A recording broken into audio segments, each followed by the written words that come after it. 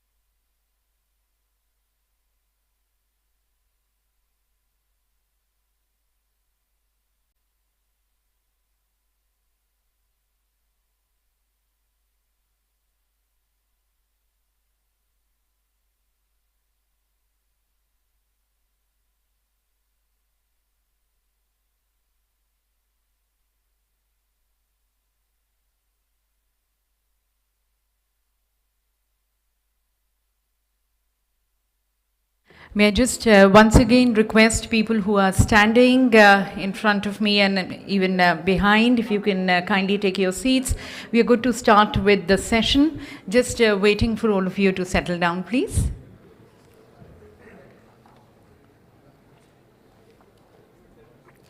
So namaskar to everyone and wishing you all a very pleasant evening. On behalf of the Ministry of Mines, it's a pleasure and delight to be welcoming all of you, our honorable ambassadors and the mission heads of various countries, the senior representatives and officials from the Ministry of Mines and other ministries and from the state government, the captains and leaders of the industry, the senior officials and representatives from international organizations and from CEW, and all the other stakeholders across this huge value chain of critical and strategic minerals. Ladies and gentlemen, welcome to all of you to the outreach program, which under the leadership of our Honorable Minister, Shri Pralhad Joshi ji aims at taking the deliverables of the New Delhi Leaders' Declaration forward, working on that in consultation and in collaboration with all the stakeholders, with the G20 countries, with the industry and the others, with respect to the critical and strategic minerals. And towards that, we are also going to be having a panel discussion wherein we are going to be exploring the role of industry and the governments in driving the global action on critical minerals. And we all know that the critical minerals stand extremely crucial for India, especially as India aims to become the third largest economy in the world and becoming a developed nation by 2047. This stands extremely crucial in India's energy transition pathway and decarbonization pathway. And you might also recall that in June 2023, our Honorable Minister had also released a report on the identification of critical minerals for India. And very recently, on the 17th of August 2023, through an amendment of the MMDR Act, 24 minerals have been notified as critical and strategic minerals.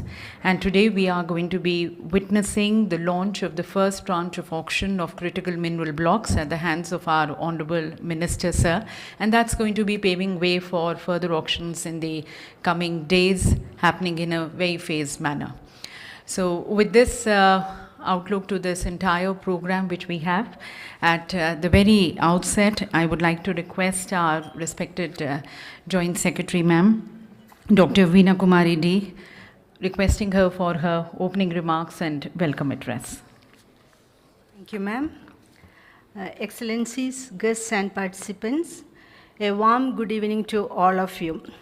With great pleasure, I welcome you all to this program in which we are going to launch the first tranche of the auction of critical minerals, as well as discussing about the role of government and industry in driving the global action on critical minerals. As we all know, minerals such as lithium, nickel, cobalt, and rare earth elements are essential components in many of today's rapidly growing energy technologies. From solar panel to electric vehicles to superconductors, demand for these minerals are growing rapidly. Recognizing this, under India's G20 presidency, G20 nations have taken a significant step to address the crucial role of critical minerals in the global energy transition. We are proud to announce that after months of negotiations and numerous intersectional rounds, role of critical mineral in energy transition has been included in the G20 New Delhi Leaders' Declaration. It is also noteworthy to mention that most of the G20 countries have aligned with the broader ideas of the high-level principles for collaboration on critical minerals proposed by India. These principles emphasize the significance of critical minerals, development of efficient technologies, establishment of local value chains, and promotion of circularity and sustainable practices in the upstream supply chains. As we conclude our discussions under India's G20 presidency, we hope that the momentum generated here will be carried forward by the Brazilian presidency and other multilateral forums. The global community must continue to collaborate and build on the foundation laid during these negotiations to ensure a stable supply of minerals, supporting our collaborative effort in decarbonization and energy transition. Taking these decisions in the G20 forward, Government of India through the Ministry of Mines has recently made significant amendments to the Mines and Mineral Development and Regulation Act, focusing on exploration and production of critical and strategic minerals. Ministry has identified 24 minerals for the country and classified them in the Act. The amended Act also empowered the central government to auction these minerals, and these policy interventions are expected to address the vulnerability in the supply chain of the critical minerals by making them domestically available.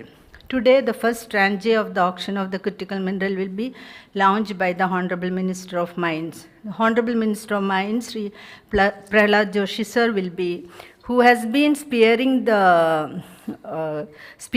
the reforms in the mining sector since 2020, will be joining us shortly.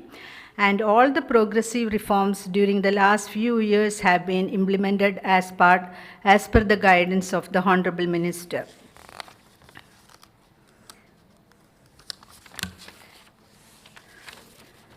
On this occasion, I would like to welcome our Secretary Mines, Shri V.L. Kandarao sir, who has been guiding us in launching this auction tranche in a record time of 3 months of the amendment to the MMDR Act. Welcome, sir.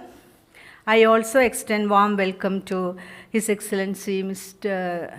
I think the Australian High Commissioner has not reached, the representative of various countries, international organizations, industry representatives, senior officers from the central ministries, state governments, press, media, and all.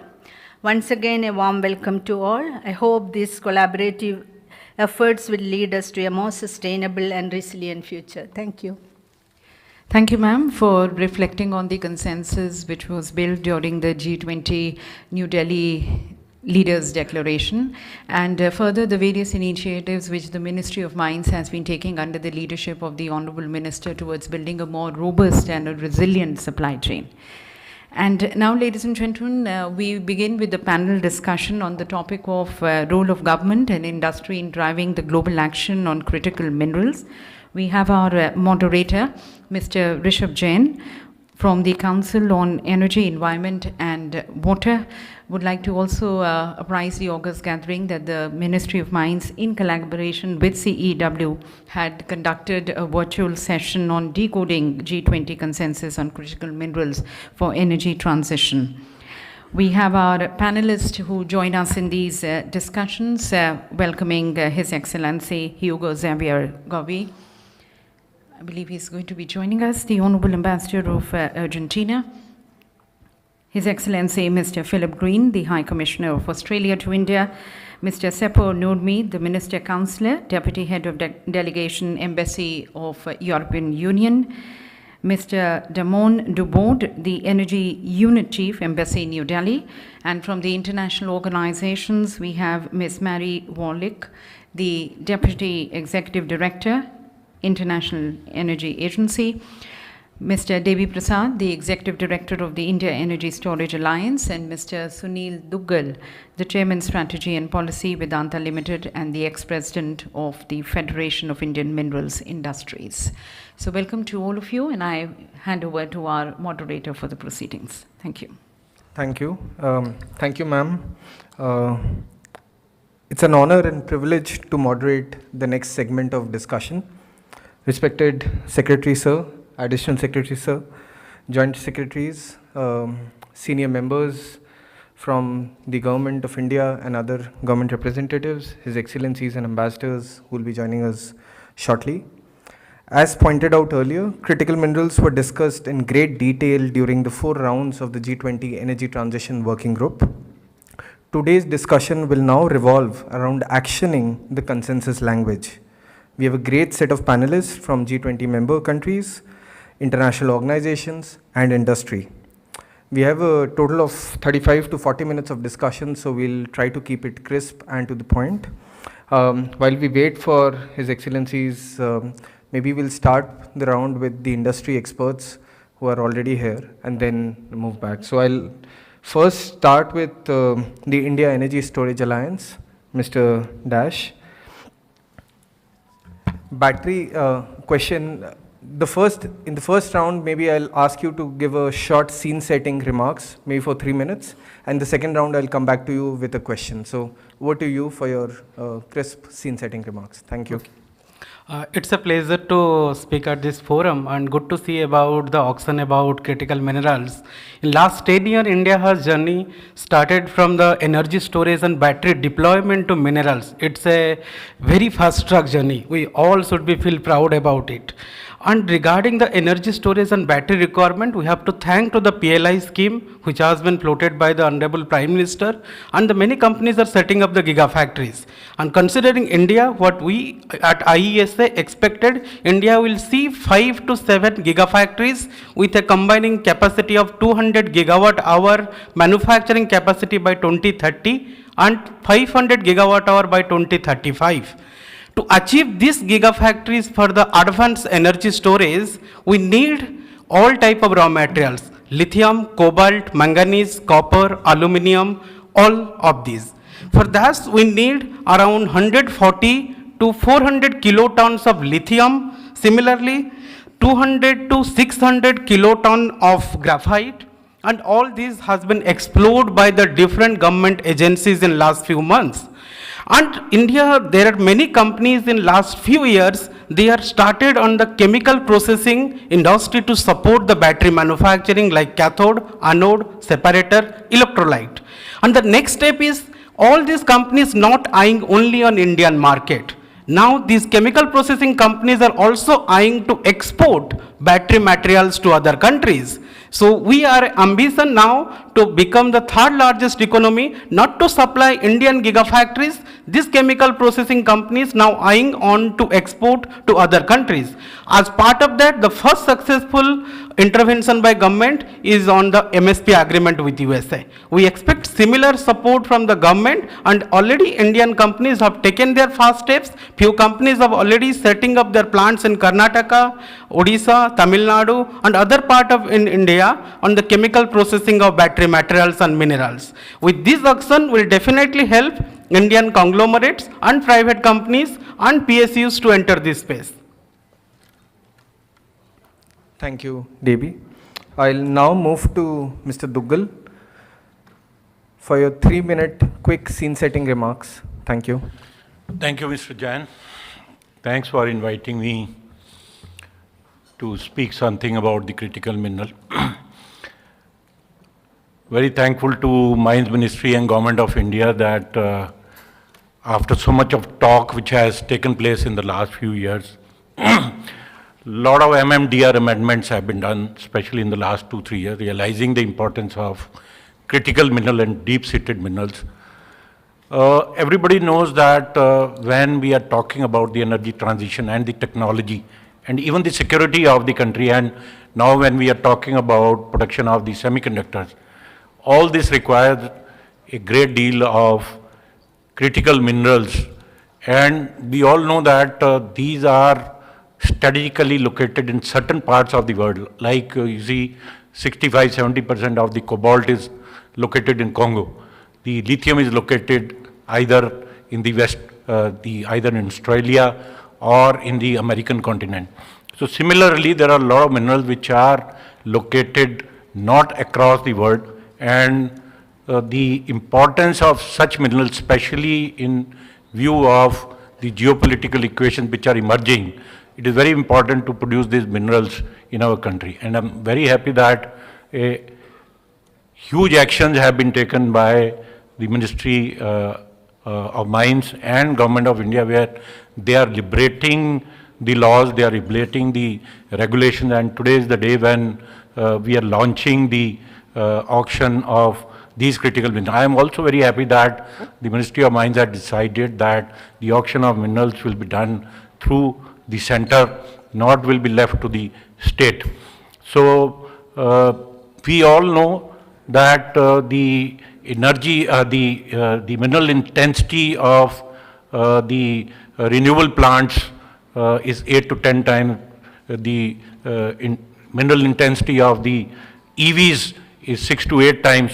So the kind of demand which is going to emerge because of the energy transition and the global warming which is going to take place, a threat which is looming large over this world is whether we'll be able to produce these minerals and we will be able to meet the demand of these minerals to decarbonization and to sustain this world.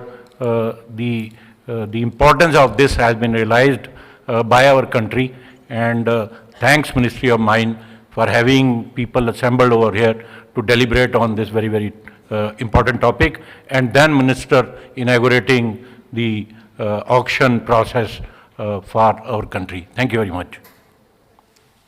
Thank you. I'll next move to Ms. Waldek. Thank you for joining us today.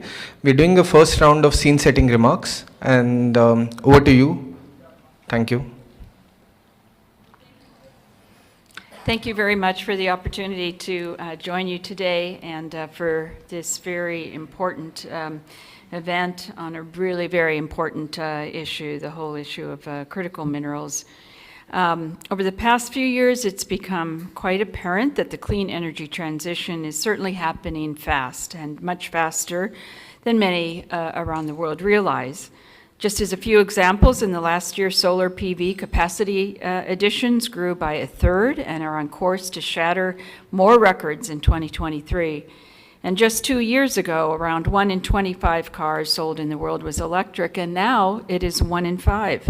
So there are extraordinary advances in clean energy technology supply chains, which are a real welcome development, but sustaining these trends critically hinges on secure supplies of critical minerals such as lithium, nickel, and rare earth elements, as supply chains are only as strong as their weakest link. And we can't risk climate goals being jeopardized by supply chain bottlenecks. Despite growing investment in new supplies, today's critical mineral supply chains have worryingly high levels of geographic concentration. The top 3 producers are responsible for over 80% of mined lithium and cobalt supplies, and over 90% of graphite and rare earth elements are produced in a single country. And IEA analysis suggests that for some minerals, the level of concentration has even risen in recent years. And history shows that when too much reliance is concentrated in one company, in one region, one trade route, we risk paying a heavy price. And that's why we urgently need to reverse this trend, especially in the midstream processing and refining sectors. So the IEA recommends 6 key actions to ensure secure, sustainable, and reliable supplies of critical minerals. There's an urgent need to accelerate progress toward diversified mineral supplies by bringing online new projects in diverse geographical regions, especially in processing and refining operations, facilitating cross-investment opportunities between producer and consumer countries, and introducing financial tools to de-risk investment.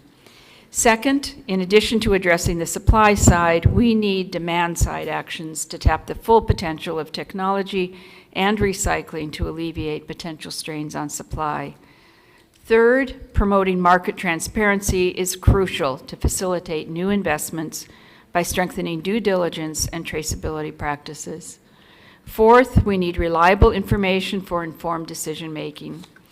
I believe there's a major role that the IEA can play here through regular market assessment and data gathering, but support from industries and governments is also crucial to enhance the availability of reliable information in the public space. Fifth, the need to encourage mechanisms that reward good ESG performance by embedding ESG considerations into policy and investment decisions, and by approving new facilities without loosening legal and regulatory protections. It is vital that critical minerals are produced in ways that avoid serious environmental and social harm to mining communities. Sixth, and finally, redoubling efforts on international collaboration is key. The challenges associated with critical minerals cannot be resolved by any one country or one company. We need all stakeholders to explore new opportunities to coordinate efforts, especially in the areas of security of supply, data sharing, and sustainable and responsible practices. Thank you once again. Thank you, Ms. Waldek. In the interest of time, we'll move for scene-setting remarks from the G20 members. I'll request His Excellency, Mr. Philip Green.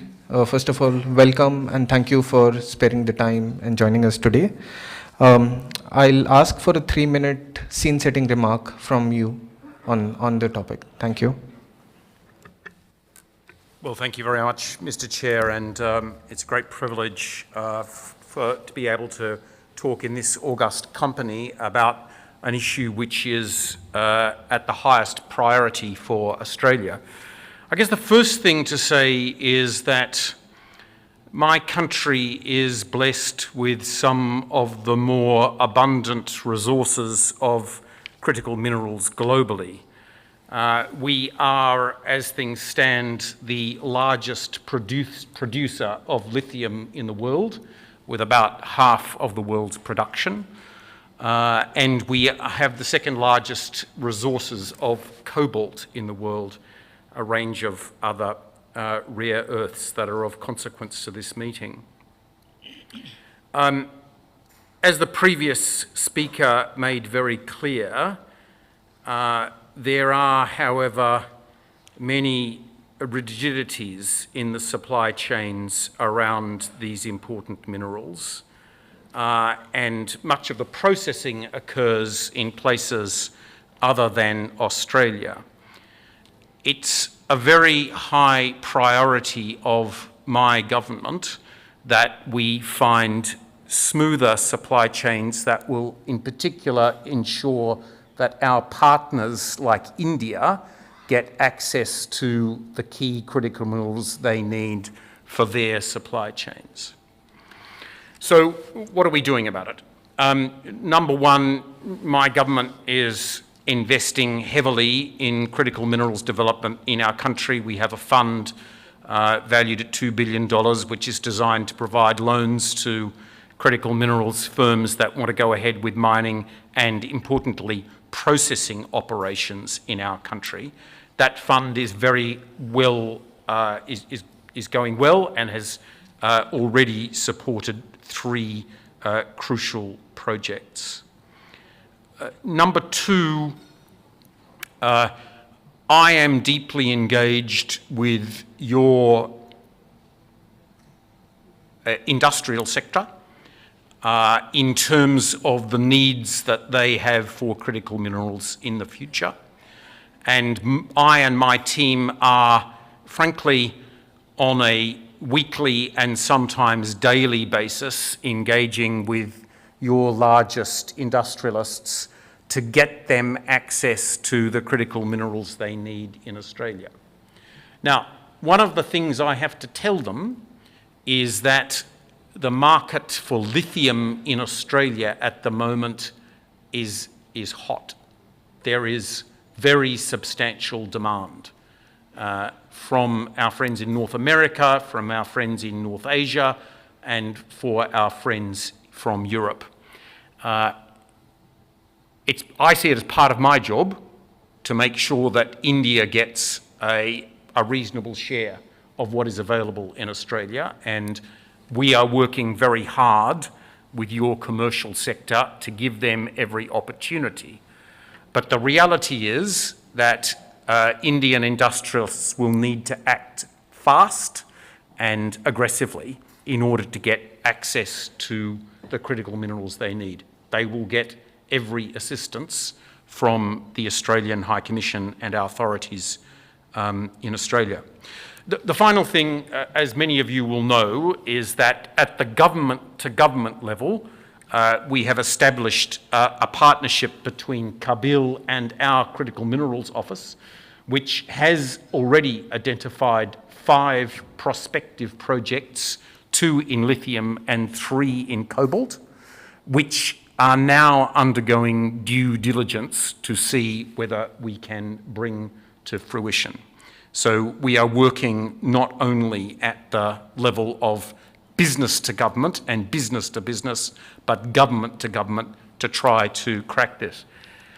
Final thing want to say, Mr. Chairman, is that it's difficult for me to overstate the significance of this sector for my government. There would be barely any major statement on either our minerals interests or our strategic interests that doesn't engage in the issue of critical minerals. I was in Australia last week for 2 days, and I was in Melbourne for a conference on other matters, but the only meetings that I took, aside from the conference itself, related to critical minerals. That's the level of consequence this had for us. So I'm delighted to be able to address you, and I assure you of our partnership in this crucial field. Thank you very much. Thank you, High Commissioner Mr. Green. I'll move to Ambassador Gobi. Thank you for joining us and welcome. In the first round of interventions, we are doing a quick interventions of 3 minutes for scene setting remarks. So I'll hand over the floor to you for your comments. Thank you. Well, thank you very much. I feel very much humbled to be here with all of you, with specialists that know so well the mining sector, sitting beside Philip Green, with Philip Green, High Commissioner of Australia. Australia, one of the major and most significant countries in the mining field. As you know, I will try to give a perspective from the South, a country that is more known for its agriculture, for its development in the nuclear field, and its football. But I will look at it from our perspective. Well, potentially we're a very, very rich country in the mineral field. We're one of the triangles, one of the 3 countries that are in the lithium triangle in South America. We have to look at these strategic minerals in a way how this issue developed. I think it's important to look at the first industrial revolution was based on coal and the steam engine. And that had a huge geopolitical impact and economic impact in the world. Then we had a second industrial revolution, was based on the internal combustion engine, based on petrol. And this also had a huge geopolitical and economic impact in the world economy. We're in the middle of a third industrial revolution and energy transformation. And from a systemic multilateral view, it is based somewhat in the agreement of COP21. Some people considered it really a treaty on climate change, but you can also argue that it's a treaty that aims at energy transition. Well, we have 2 different groups of critical minerals. In one, we have lithium, silicon, magnesium, and cobalt. And in the other grouping, you can put the rare earth minerals. Where, as you all know, China has a very dominant position in that area. Argentina is also working with Cabil in developing our resources, and it is, as you know, the lithium market is very hot, as the Ambassador Philip has just mentioned. It is very hot, and it will get hotter. Some projections say that by the year 2040, the lithium demand will increase 42 times. And of course, we're working very hard with the Indian government to try to be participating with India being a reliable supplier and to help in energy transition in India. The process that we're living through, I think it's inevitable. It is, one can look at it in many ways. It is a rapid transformation. It's a transformation that was created in a atmosphere and an environment, economic and political environment that was created in the year 1990, in that period.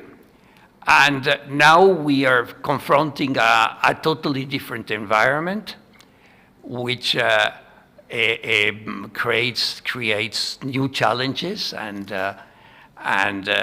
but also new opportunities to work together with India. Thank you. Thank you, Ambassador. I'll next move to Mr. Nurmi for your remarks. Thank you. Thank you very much, ladies and gentlemen. It's a real honor to be invited to this important event. The European Union supports the international efforts to secure a reliable, cost-effective, and sustainable supply of critical raw materials. This is essential for the global transition towards a low-carbon and digital economy. This was also referred to the declaration of the G20 summit in September, and the voluntary high-level principles for collaboration were discussed at the G20, as Mr. Jain mentioned. And those principles are in general in line with the EU's approach to critical raw materials. We need to boost global production, diversify supply, promote sustainable value chains, resource efficiency, and circular economy. And we seek to develop integrated value chains in a way that benefits consuming as well as resource-rich countries in a balanced way. This challenge depends on successful international cooperation among nations of diverse development stages, each with unique resource requirements and availabilities.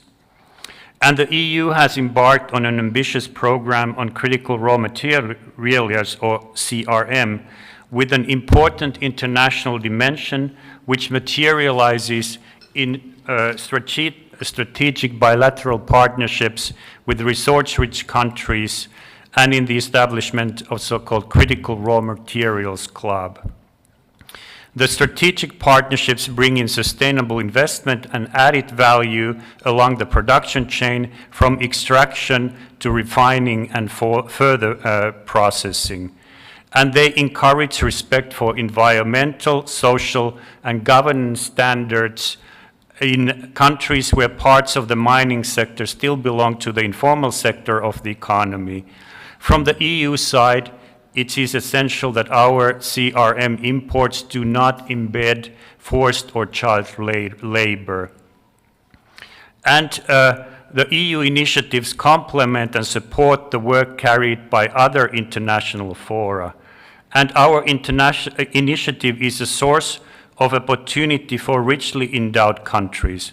The goal is not to mine and steal raw materials in partner countries and then export these to the EU, but rather to support partner countries to develop local producing and refining capacities in a sustainable manner so that they can also move up in the value chain. And local value addition is also at the center of the Critical Raw Materials Act that we are in the process of endorsing in the European Union. And just a couple of words about the partnerships and our reference to the Global Gateway. We have the partnerships as enablers for structural transformation in developing countries. And EU partnerships also give a political sign and framework to our industry partners, encouraging investments in projects in the partner country and offtake agreement opportunities. And among the key issues the private sector is raising that deter investment is the lack of financial support and environmental, social, and governance risks. And the EU is committed to the highest standards and is supporting several programs to this effect. Finally, access to a secure, diversified, affordable, and sustainable supply of critical materials is a global challenge, and we need global cooperation. Thank you very much for letting me share our views. Thank you so much, Mr. Nurmi. I'll now hand over the floor to Mr. Dubod for your scene-setting remarks. Thank you. All right. Good afternoon, everyone. It's a pleasure to be here with distinguished colleagues and speakers. A big congratulations to the Ministry of Mines on the advent of your auction. Secretary Rao, that's a great achievement in going towards diversifying critical mineral supply chains right here in India. So congratulations, and we look forward to seeing how that progresses. At this moment, we're all preparing to begin COP28. And as our countries go to UAE and we think about new ambitions, we think about new actions, we think about the things that we have to do for climate change, we also have to stop and think about risks to not achieving our climate visions and what could stop us. Clearly, critical minerals and supply chain resilience is one element that could stand in the way. We look at two very large economies, the United States, my country, and India, and the transition that our countries are about to face, adoption of EVs and the batteries that will be required to power these electric vehicles are tremendous. And we know the demand, as the ambassador said, for lithium could be 42 times greater than today by 2040. That's an incredible number. We say similar numbers with graphite as well, at 25 times what we need today. So these increases are truly incredible and are going to be difficult to reach without a strategy.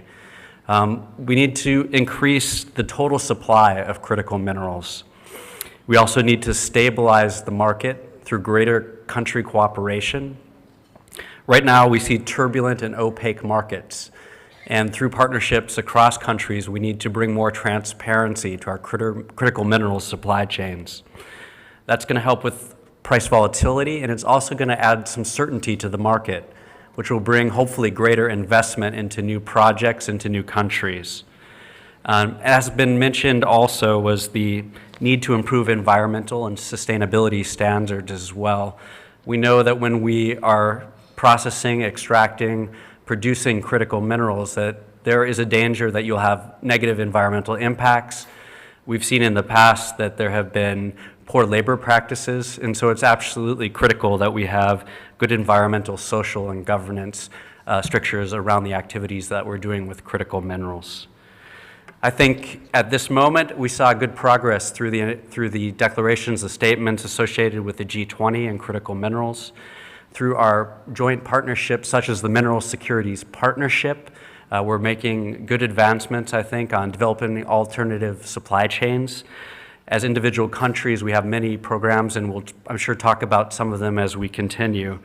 But these will really make the foundation for resilient supply chains and lay the groundwork for a sustainable future. So I think these conversations are absolutely critical. Thank you. Thank you, Mr. Dubod. In the interest of time, we may have to stop the panel discussion here, but I'll hand the floor to Mr. Abhay Thakur, second Sherpa to India's G20, for his remarks. Thank you. Thank you so much. At the outset, let me congratulate my very dynamic colleague, Mr. Kanta Rao, under whose able leadership and really very active role that he has played in ensuring that we take forward this very important area of critical minerals, which was of substantive discussions in the G20 deliberations. I had the privilege, and if I may say also the burden of discussing and deliberating and negotiating large parts of the New Delhi Leaders' Declaration.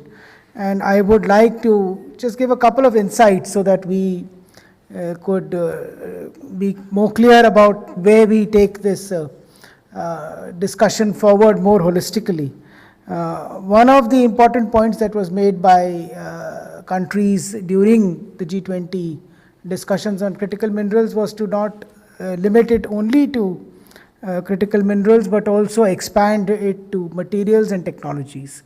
So that is one sentiment that came forward very clearly. So talking about critical minerals, materials and technologies was one takeaway that required sort of an element which helped build consensus. The other was beneficiation at source. So countries which are suppliers of critical minerals also wanted to have, a share of the entire critical minerals supply chain, so that they can also have benefits at source. So the two key things which helped us bring consensus on this somewhat challenging topic of critical minerals and supply chain resilience was pertaining to both adding technologies, equipment to it, as well as beneficiation at source. I would also, echo what some of the colleagues have said about the criticality of the subject, of critical minerals in energy transition. I mean, just to give one figure, developed countries today, which are historically the largest emitters, are at least at 40% overshoot of their NDCs from COP21. Colleagues spoke about 40 times increase in the requirement of critical minerals. We will be looking at, and this is, sort of, if we have to reach our climate goals, targets, I think India's NDCs, if they were to be sort of emulated, then we would be still keeping 2 degrees or 1.5 degrees probably within reach. So to be able to reach and achieve our energy transition and climate change targets, critical minerals is absolutely imperative and a key piece of the puzzle.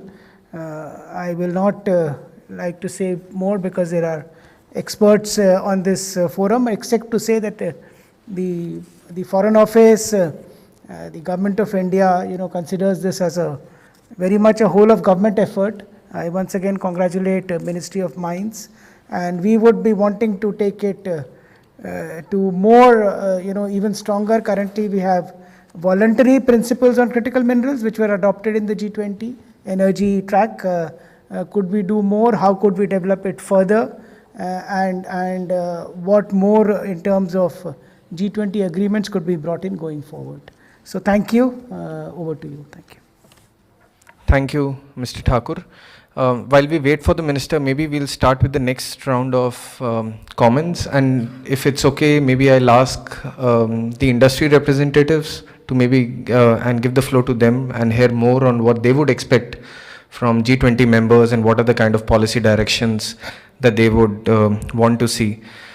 Can I start with Mr. Duggal, you first?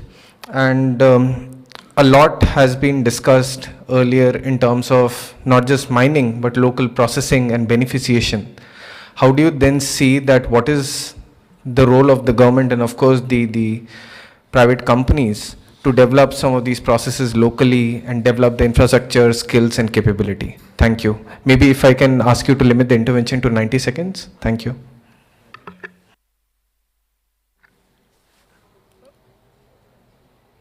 As we say, actually, the lot of discussion normally takes place as to where we find these minerals. So, emphasis on the mining and finding the mineral in the ground is given, but we generally forget that important role which is played for processing of this mineral is very, very important. So, from my viewpoint, we will have to lay a foundation where the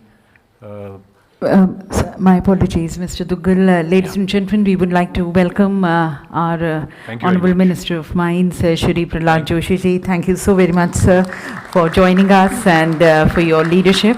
And would like to request our respected Secretary, sir, Shri V.L. Kanta Rao ji, to kindly present a plant extending our good wishes to the Honorable Minister and thanking him for being very supportive of the industry, the policies and the programs which he has been introducing, and especially our concern which we are showing towards the need and a continuous supply of critical minerals. Thank you, Honorable Minister, sir, for your leadership.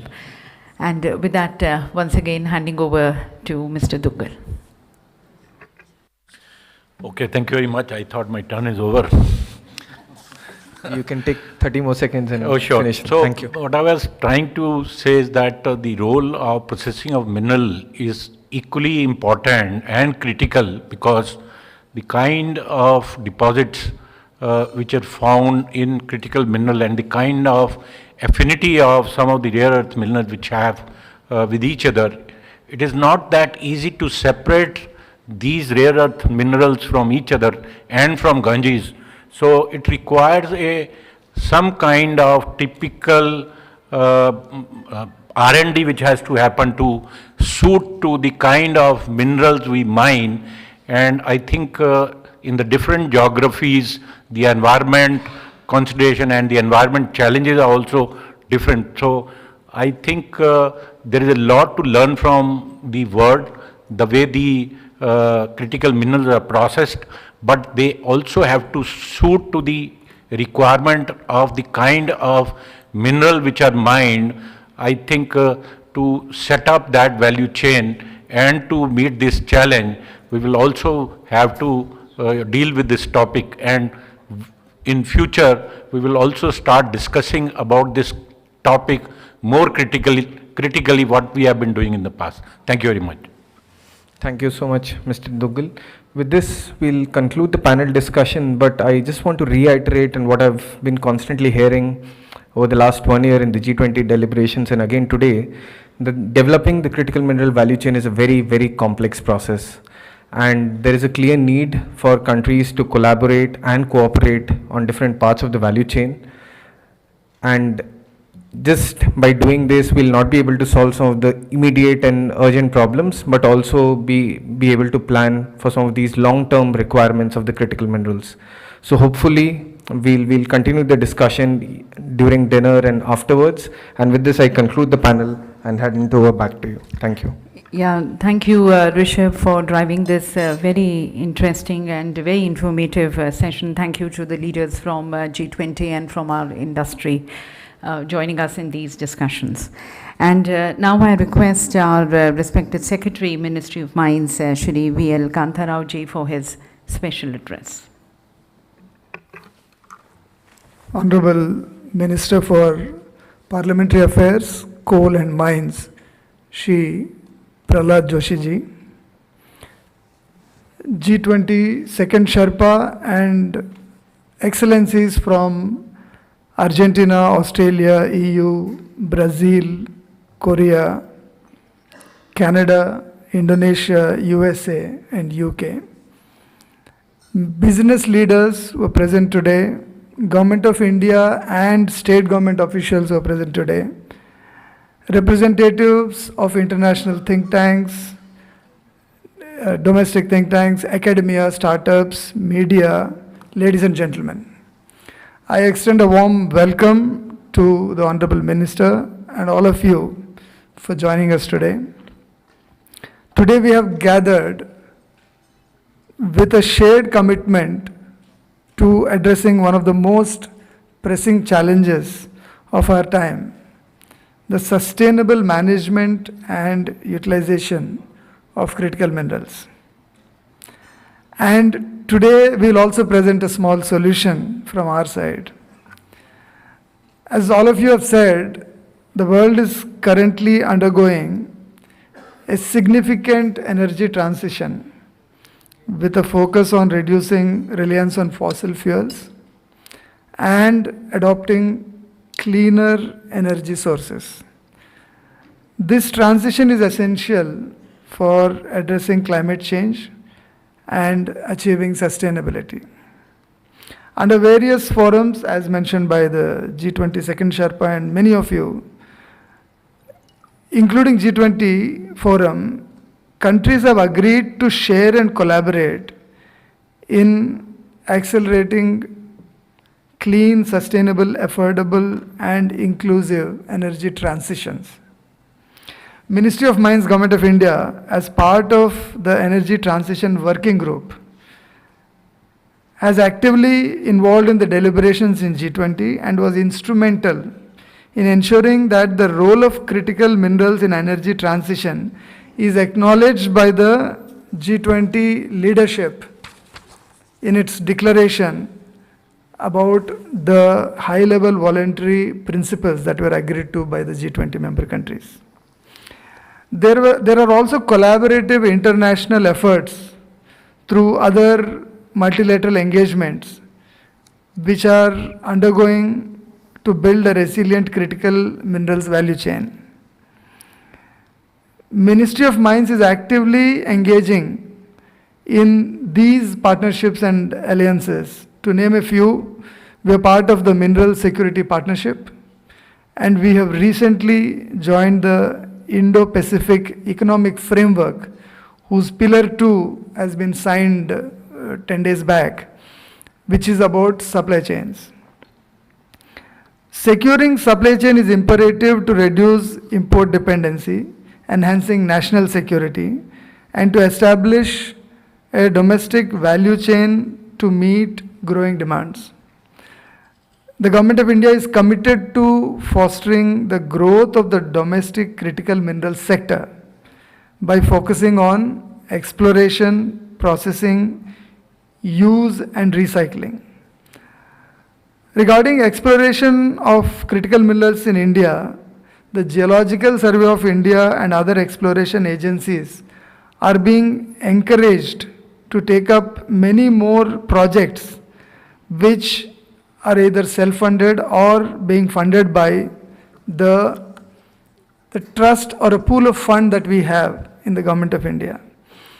I am happy to announce that in this financial year, we have taken up 125 new projects for exploration of critical minerals in the country. Not only the projects, but we have also ensured that incentives are given for exploring and discovering critical minerals. There is an incentive of up to 25% for discovery of critical minerals by any of these agencies.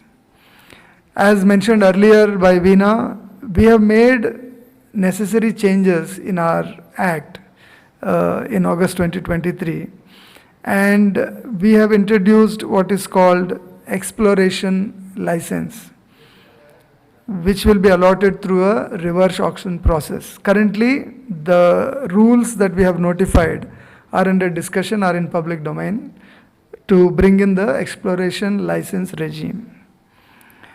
In order to increase the production of critical minerals in India, we, on the basis of the exploration which we have already done in the past, one, we have notified 25 critical minerals and made it part of the Act, and we have also given the power to the Government of India to do the auction, while many other minerals are auctioned by the state governments.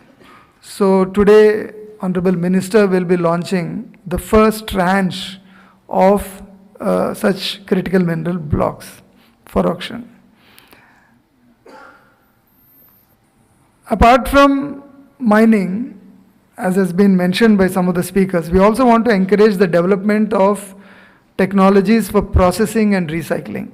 We have recently revised guidelines for a science and technology scheme within our ministry, where we are encouraging academia, startups, private companies, R&D organizations to access our funding for R&D in critical minerals.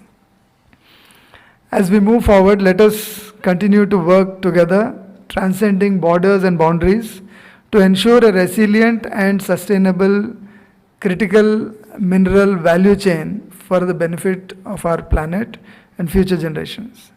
Thank you very much, and may our collective efforts propel us towards a brighter and more sustainable tomorrow. Thank you. Thank you very much, sir, for your special address. And now, ladies and gentlemen, we bring you a short video on critical minerals.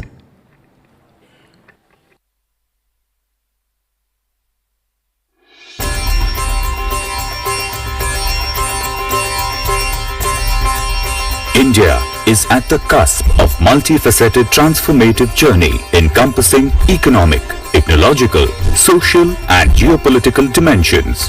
It reflects the nation's aspirations to achieve higher living standards, innovation, self-reliance and global prominence. Mining sector, especially the minerals of the future, have a critical role to play in this journey.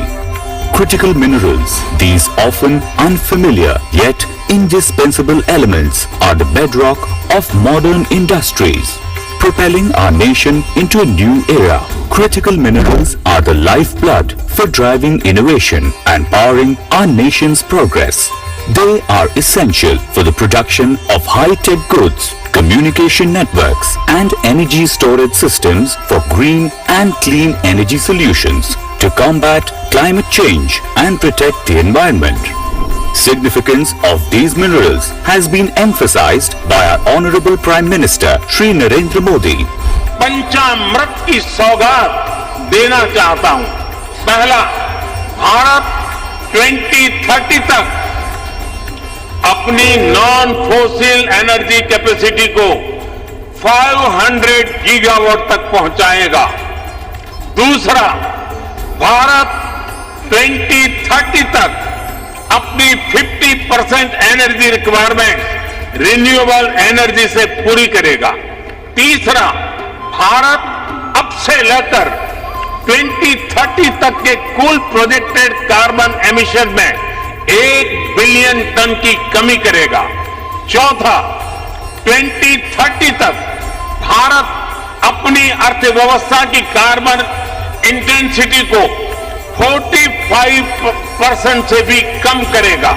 और पांचवा, वर्ष 2070 तक Bharat net zero का लक्ष्य हासिल करेगा।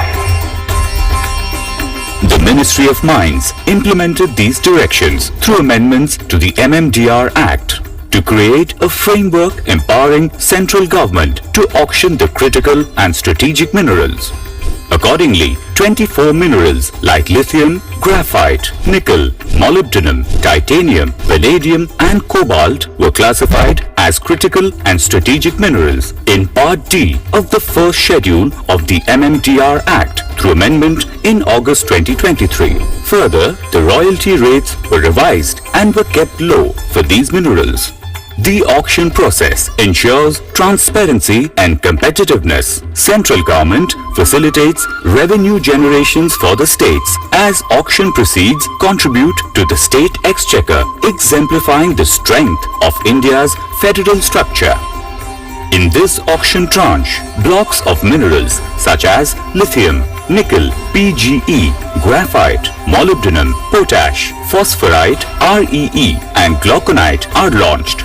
These blocks pertain to states of Bihar, Chhattisgarh, Gujarat, Jharkhand, Odisha, Tamil Nadu and Uttar Pradesh and Union Territory of Jammu and Kashmir. In this new and exciting journey, we invite you to be our partners. We extend our hand to welcome investments in India's mineral wealth. Together, we can harness the power of critical and strategic minerals to drive innovation, support our industries, and secure the future of our great nation.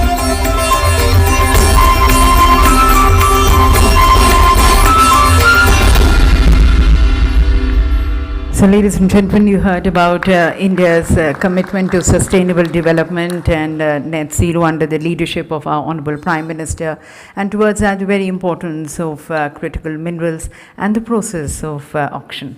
So, we now have the moment of the day, and I would like to request our Honorable Minister, sir, to kindly launch the first tranche of auction of 20 critical mineral blocks with a click of a remote.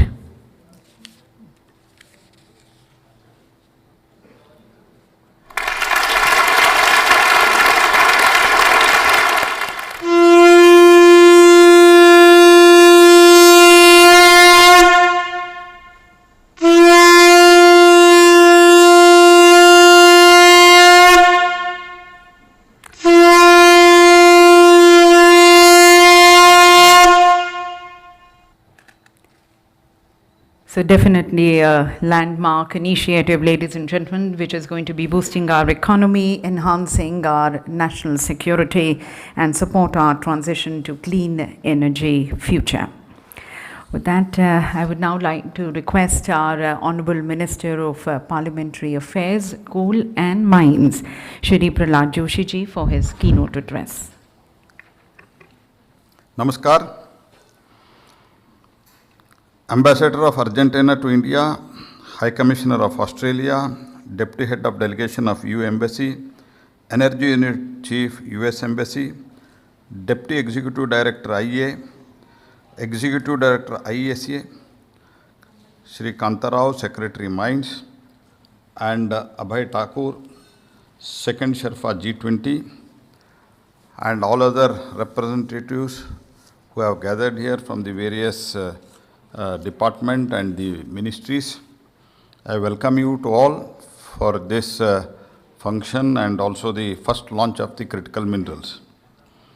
Greetings to the attendees of this outreach program. Other than G20 delegates, we are also joined today by the officials from the several ministries such as External Affairs, Power, New and Renewable Energy, Petroleum and Natural Gas, Steel, Commerce, Industries and Heavy Industries. I also welcome the dignitaries who have joined us today from the various government organizations, PSUs, industry stalwarts, and the representatives from the leading media houses. It fills our heart with the immense pride that the message of one earth, one family, one future has resonated strongly with all the participating nations.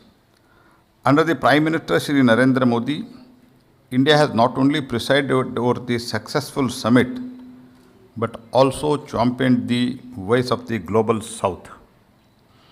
I am proud that India has called for strengthening the G20 cooperation amid the ongoing geopolitical events unfolding before our eyes. Together, we have the power to give direction to a new world that is shaping up quickly, aided by new technologies such as artificial intelligence, quantum computing and critical minerals, ushering the new era of scientific technological progress. Therefore, at this app platform of G20 outreach program, we are launching India's first ever auctions of the critical and strategic minerals. I am very happy that today the country has taken a leap in the domain of sustainable mining to promote the clean energy technologies. This is the first time in India the government has shown such a stellar resolve to promote the sustainable mining. With today's launch of 20 blocks of the critical and strategic minerals will be auctioned across the Indian states of Bihar, Chhattisgarh, Gujarat, Jharkhand, Odisha, Tamil Nadu, Uttar Pradesh, and Jammu and Kashmir.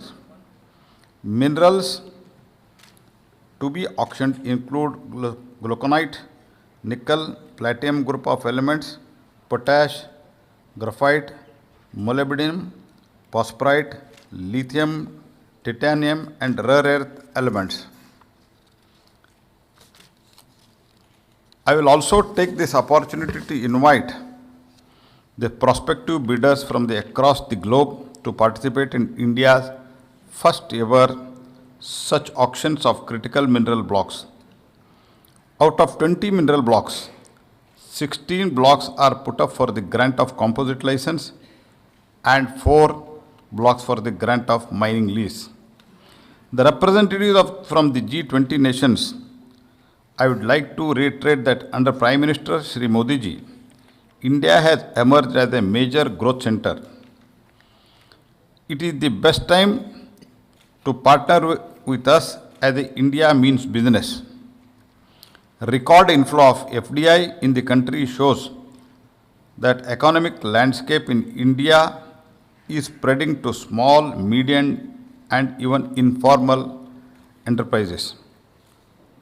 We are soon to become the third largest global economy and along with a rapidly growing economy. we also take pride in being responsible users of the fossil fuels. In fact, the latest climate change performance index has recognized India as the best performers among the G20 in terms of both action and intent. This is testimony to the significant progress made in our energy transition journey. India's G20 presidency signifies a pivotal moment in the global leadership. 4 energy transition working group meetings under the India's G20 presidency were conducted this year, facilitating collaboration in clean, sustainable, just, affordable, and inclusive energy transition. The G20 leaders' declaration also stresses on the need for the diversified, sustainable, and responsible supply chain for the energy transition, including the critical minerals. And rightly so, for the future of the global economy will be underpinned by the technologies that depend on these minerals. At COP26, India had committed to achieving the net zero emission by 2070. And at COP27, we made promise to reduce the emission intensity by 45% by 2030 from its 2005 levels. We also intend to achieve about 50% of cumulative electric power installed capacity from non-fossil fuel based on the energy resource by 2030. Such an ambitious plan for transition to clean energy is set to drive a huge increase in the requirements of critical minerals. In order to achieve this, government agencies such as Geological Survey of India have shifted their focus to exploration and enhancing the resource mapping of the critical and deep-seated minerals. As a result, exploration projects by GSI have significantly increased, more than 111% in last 3 years alone, from 59 in 2021 to 125 in 23-24. The National Mineral Exploration Trust is also boosting the critical mineral exploration with the involvement of private agencies. So far, 240 crores have been approved towards the exploration of such mineral blocks. Moreover, financial incentive up to 25% of the approved cost of the exploration is provided for the critical and strategic minerals through NMET, while ensured that the public and the private sector both can avail the incentive on successful discovery of critical minerals. This has resulted in increasing our obvious geological potential and the area under the exploration. India's OGP has increased from 5.71 lakh square kilometer to 6.88 lakh square kilometer area. Area under the exploration is now touching 2 lakh square kilometer out of 4.5 kilometer, thus achieving more than 30% exploration. For the first time in the country, government is paying attention toward the critical minerals. It has been made possible owing to the leadership of Prime Minister Shri Modi, sustained by support from the public and adoption of India's industries. India has made impressive strides in the renewable energy sector, and we are also front runner in global renewable energy market. Today, India is one of the fastest growing electric vehicle markets in the world. The rise of demand of electric cars, wind and solar energy projects, and battery storage system has generated massive demand for these critical minerals. We believe that India has an immense potential to build the strong track record and lead the clean energy revolution of the future. we have undertaken scalable solution to demonstrate this intent to the world. Recently, in August 23, through an amendment in the MMDR Act, 24 minerals were notified as critical and strategic minerals. The amendment confers the power to grant the concession of these minerals to the central government so that central government can prioritize the auction of these minerals looking at the requirements of the country. It is important to mention that the revenue generated from these auctions shall accrue to the state government alone. Though this amendment, a provision has also been made, a new mineral concession, mainly explorations license, exclusive for identified critical minerals, including some deep-seated minerals, to attract the junior mining companies to India. Subsequently, royalty rates of the critical minerals have been rationalized to encourage more participation in the auction. Last month, we specified the royalty rates for the lithium at 3%. For niobium, it is 3% and 1% for the rare earth elements.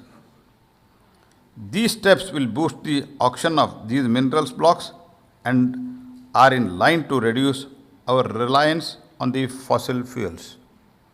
In addition to fortifying the domestic mechanisms, collaborative international efforts through the multilateral and bilateral engagements have been made for constructing a resilient critical minerals value chain. The government under Prime Minister Shri Modi is actively establishing new partnership and alliance exemplified by the India's participation in Mineral Security Partnership, MSP. The Australia-India Economic Cooperation and Trade Agreement, ECTA, to explore the mineral acquisition opportunities.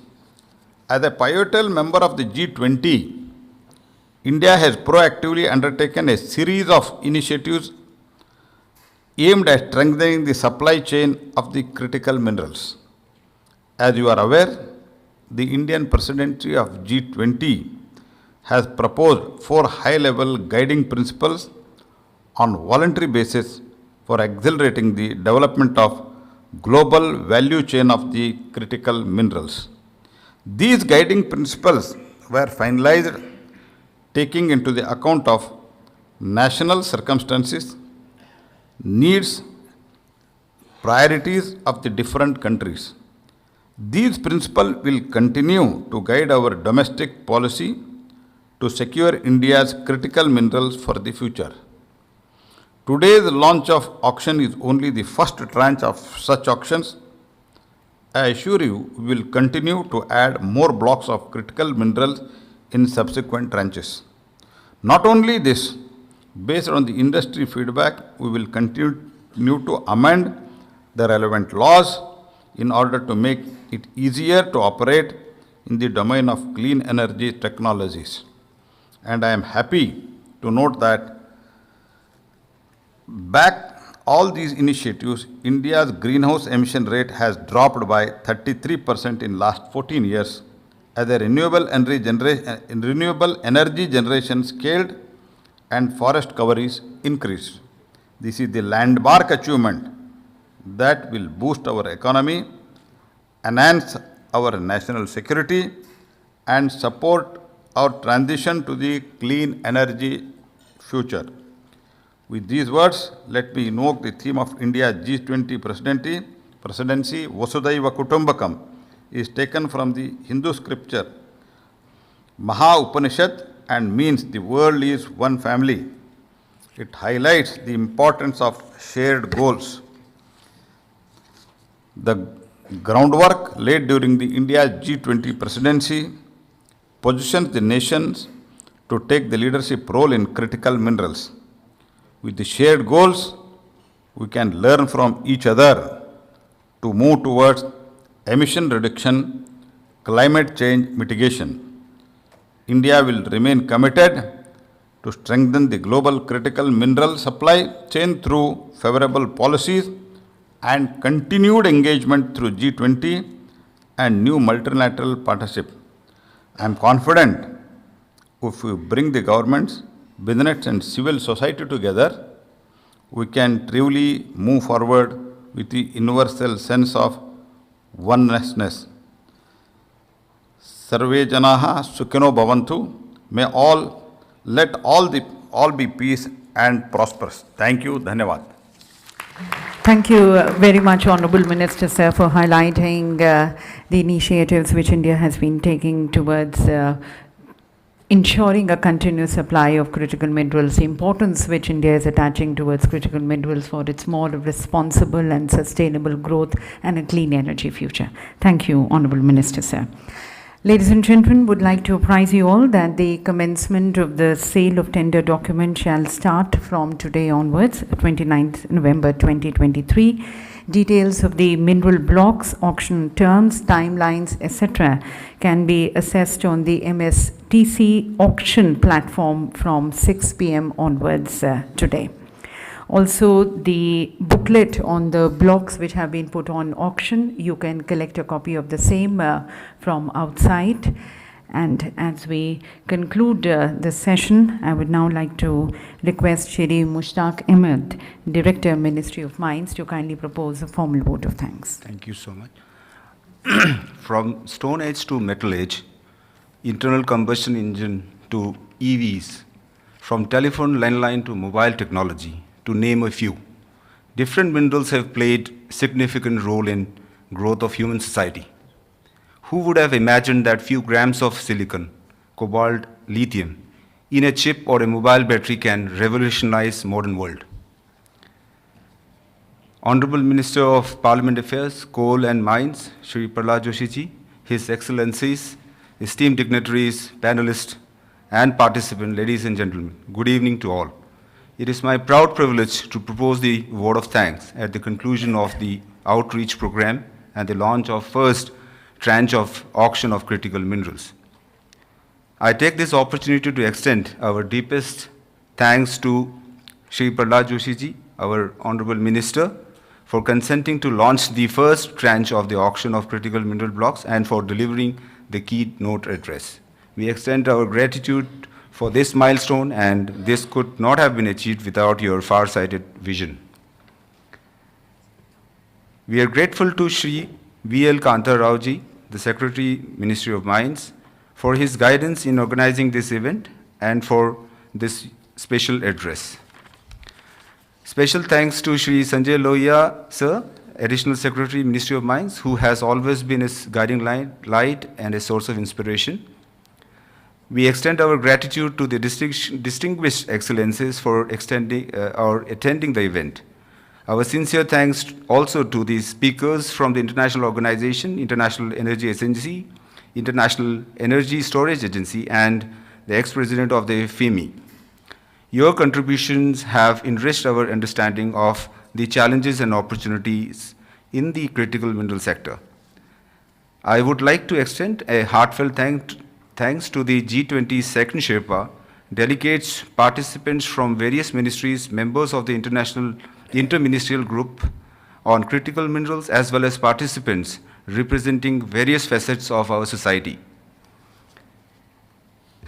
I express my heartfelt gratitude to the representative of state governments, and I am optimistic that launch of the auction and allotment of blocks of critical minerals in their respective states will meet with resounding success. We look forward to continued collaboration and collective effort towards early operationalization of these blocks to boost the effort of the country for green energy, food security, and sustainable future.